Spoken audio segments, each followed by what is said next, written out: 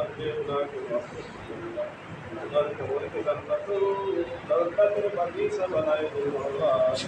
ইয়া আল্লাহ, আগামী দিনের রাষ্ট্রনায়ক জনাব তারেক রহমান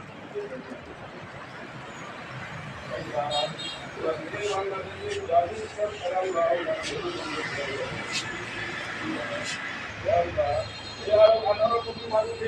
হৃদয়ের স্পন্দন আল্লাহ ওনাদের দোয়ার বরকতে আজকে আল্লাহ মোটামুটি উনি সুস্থ।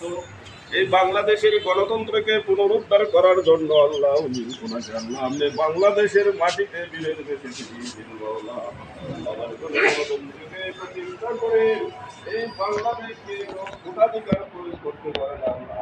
একটা শান্তিপূর্ণ দেশে আল্লাহ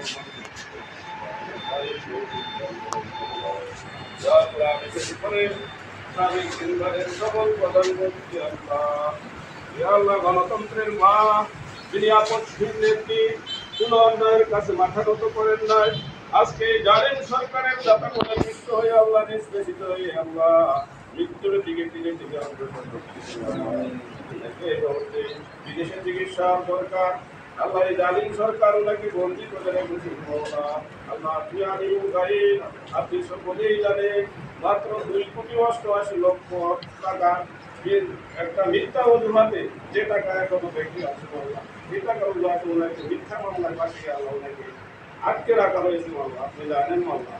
আল্লাহ এই 18 কোটি মানুষ আজকে ওনার জন্য দোয়া করতেন সারা বাংলাদেশে আমার ঠিকানা ছিল দোয়া কবুল করেন এবং ওনাকে এই কয়েকটি জটিল রোগে আক্রান্ত আল্লাহ এই জটিল রোগগুলি যদি সারিয়ে ওনাকে আল্লাহ এই সাফা কামেলা দান করেন আল্লাহ ওনাকে সুস্থ করিয়ে দেন আল্লাহ ওনাকে সুস্থ করে দেন আল্লাহ ওনাকে আবার এই বাংলার মসনদে বসান আল্লাহ গণতন্ত্রকে পুনরুদ্ধার করার জন্য আল্লাহ। আল্লাহ সারা বাংলার মানুষ আজকে তার জন্য দোয়া করছেন আল্লাহ আপনি সকলে দোয়া কবুল করেন আমাদের দোয়া কবুল করেন ওনাকে মুক্তি দান করেন আল্লাহ।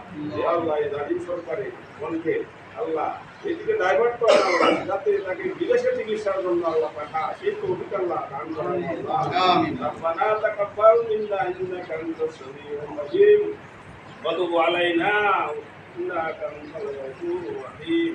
ইয়া আল্লাহ আমাদের আজকে আবহাওয়া লাগবে বড় দয়া করে